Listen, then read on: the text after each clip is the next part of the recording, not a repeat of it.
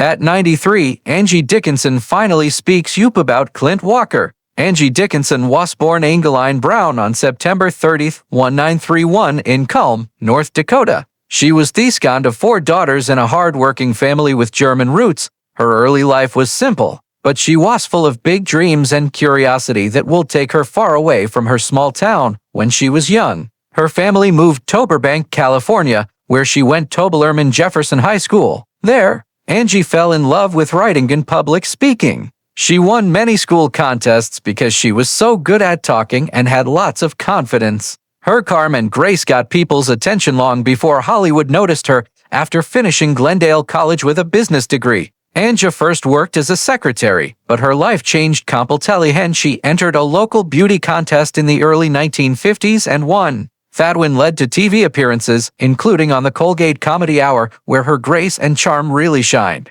Hollywood talent scouts started to notice her, and soon she was getting small parts on TV shows. Her screen presence was impossible to miss. Bright, confident, and naturally attractive, which helped her move into movies easily. By themed 1950 seconds, Angie Dickinson had become a rising star, appearing in lots of westerns and crime dramas, the types of shows that would shape most of her career in the years ahead. Her big breakthrough came in Howard Hawks' famous western Rio Bravo 1959, where she starred with John Wayne, Dean Martin, and Ricky Nelson. Dickinson's role as Feathers, the tough but sweet saloon girl, got her great reviews and made her one of Hollywood's most wanted leading ladies. She stood strong alongside some of the most powerful male stars of that time, showing confidence, smarts, and appeal without ever losing her warmth. The movie made her known as a woman who could be both glamorous and tough, and it opened doors to lots of new chances. During the 1960s and 1970 seconds, Angie Dickinson became one of the most recognizable faces on American and in movies. She appeared in many hit films including Thecker's 1964 with Lee Marvin, Ocean's 11, 1960 with Frank Sinatra and the Rat Pack, and Point Blank, 1967, where her performance with Lee Marvin again showed she could be both strong and vulnerable. Working with big stars and famous directors made her one of the most wanted actresses of her time. She was also brave enough to take on daring or different roles, breaking away from the stereotypes that often held women back in Hollywood. In 1974, Dickinson made TV history with her role as Sergeant Suzanne Pepper Anderson in the groundbreaking series Police Woman. The show was a big deal in culture. It was one of the first American TV dramas to have a female police officer as the main character. Dickinson's performance was both powerful and caring, mixing strength with kindness. The role won her a Golden Globe Award and 3 Emmy nominations, and it inspired many women to think about careers in law enforcement.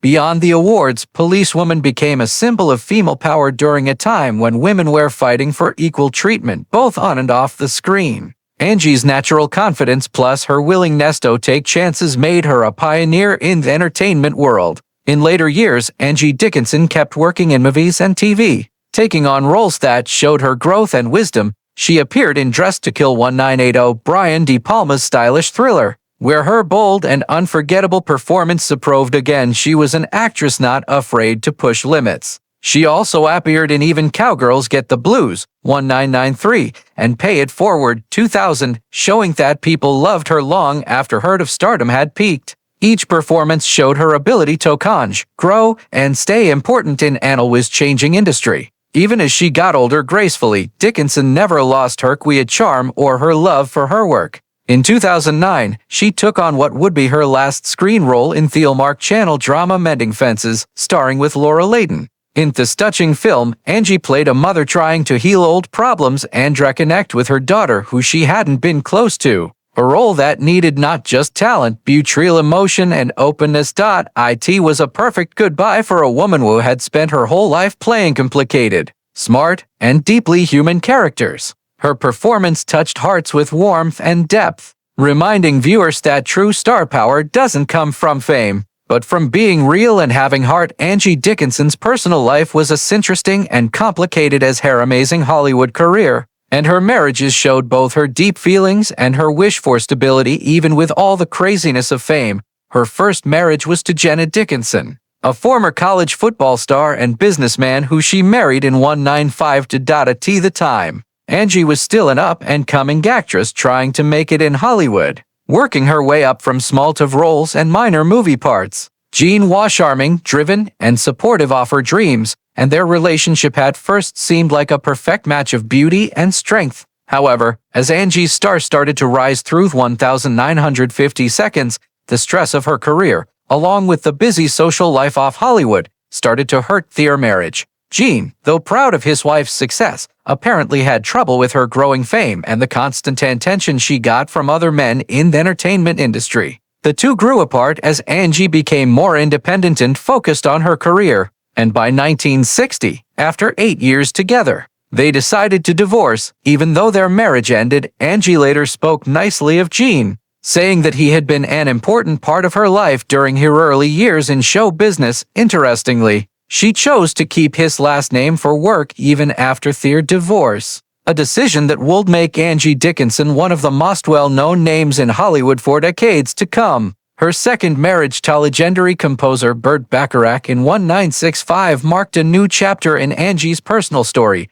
one filled with glamour, artistic connection, and later sadness. Bacharach was already a celebrated figure in the music world, known for his sophisticated melodies and timeless hits that would define an era. Together, they were thought of as one of Hollywood's most stunning couples. An actress whose beauty and smarts attracted audiences and a composer whose music charmed millions. Their marriage, however, was far from easy. Both were at the top of their careers, often separated by their demanding schedules. Angie once described their relationship as passionate but hard, and their home life had both great love and frequent emotional distance. The couple's most important and life-changing experience came with the birth of their daughter, Nikki Bacharach. In 1966, Nikki was born too early and later found to have Asperger's syndrome, a condition that brought special challenges for both parents. Angie gave herself completely to caring for Nikki, stepping back from her career to mesto focus on being a mom, while Burt offended with the situation by throwing himself into his work. The stress of dealing with their daughter's health and emotional problems, combined with Burt's frequent time away and rumored affairs, put more and more pressure on their marriage. Angie's love for her family never wavered, but she often felt alone in her efforts to hold everything together. By 1981, after 16 years of marriage, Angie and Burt divorced, bringing to an end one of Hollywood's most interesting and artistically rich unions. Though the separation hurt, Angie handled it with dignity and grace, rarely speaking publicly about the details of their breakup. In later interviews, she talked honestly about the relationship, admitting that while Burt was a musical genius, he was also a complicated man who found it hard to stay close. Angie once said that loving Burt was both a blessing and a challenge, saying he was brilliant and he was impossible. After their divorce, Angie never remarried. She focused instead on her career and on caring for Nikki, who remained the center of her life until Nikki's tragic death in 2007.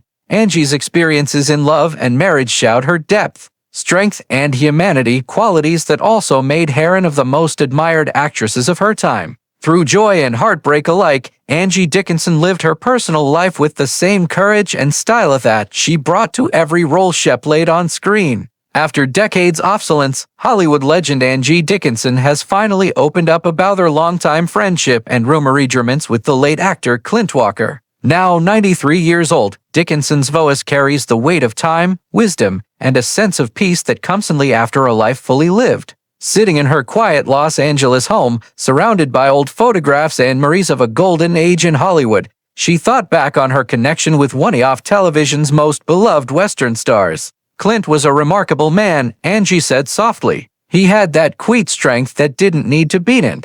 You just felt it when he walked into a room. Angie Dickinson and Clint Walker first met in the late 1950s when both were rising stars in Hollywood. Dickinson had started getting attention for her stunning beauty and confident performances, while Walker had become famous as she and Bodhi in the hit TV series Shane. The two met at studio events and charity gatherings, and their chemistry was easy to see. We just clicked, Dickinson remembered with a smile. There was an ease between us, an understanding that didn't need a lot of words. Rumors quickly spread through Hollywood gossip columns the pair were dating, but neither confirmed nor denied the talk. Clint was private, Angie said. And so was I. We didn't need to make a show off what we felt. What attracted Dickinson most to Clint Walker was not just his looks, though he was famously tall, muscular, and handsome, but his character. He was one of the kindest men I ever knew, she explained. Hollywood can be a tough place, full of people who are only looking out for themselves. But Clint was different. He was real. He cared about people, and he meant what he said. Dickinson went on to describe how Walker's sense of doing right stood out in an industry often driven by big egos and ambition. He never played games, she said. What you saw on screen, that goodness, that quiet nobility, that's who he really was. Their paths crossed many times over Thyres, especially during the 1960s when both were at the height of their fame. They shared scenes at industry events, worked with some of the same directors, and appeared together at events honoring the Western genre. We both loved that era of film, Dickinson remembered fondly. There was something pure about it, the heroes, the courage, Thekla right and wrong. Clint represented all oft-hat. Though the two never starred together in a major film, they stayed in touch, sometimes meeting for dinner or calling to check in during hard times. He was always there when you needed a steady voice. Angie said he never judged, never gossiped, just listened. When Clint Walker passed away in 2018, Dickinson was deeply hurt. It broke me heart, she admitted quietly. He wasn't of the last true gentleman left in Hollywood. Thinking back on their bond, she said, I think we had an unspoken understanding. There was affection, yes, and respect, but also something more, a friendship that didn't need labels. At her age, she feels thankfulness more than regret. If I've learned anything in 93 years, it's that the best people never really leave you, she thought. Clint is still here in my heart, in the memories, in the way it made people feel. Looking back on her own amazing career, Angie Dickinson credits people like Clint Walker for reminding her of what really mattered. He kept me grounded, she said. When things got overwhelming, he'd remind me to stay true to myself. That's rare in this business. As she looked through an old photo album, she stopped at a picture of the two of them at a Hollywood party. She in an elegant gown, he in a sharp tuxedo. That was Clint, she said softly. Always calm, always strong, always kind. In her final years, Angie Dickinson's thoughts about Clint Walker are not just about looking back, but about being grateful for real human connection. People talk about fame, success, awards, she thought out loud. But in the end, what you remember are the people who touched your heart. Clint did that for me. With a sad but sweet smile, she finished, if there's a heaven, I hope he's out there riding those endless western skies. That's where he belongs. Her words filled with tenderness and respect paint a picture of two Hollywood icons connected by quiet affection and mutual respect. For Angie Dickinson, speaking about Clint Walker after all these years isn't about bringing up old rumors. It's about honoring a friendship that lasted through time. He was special, she said simply, and I'll always be grateful that our paths crossed.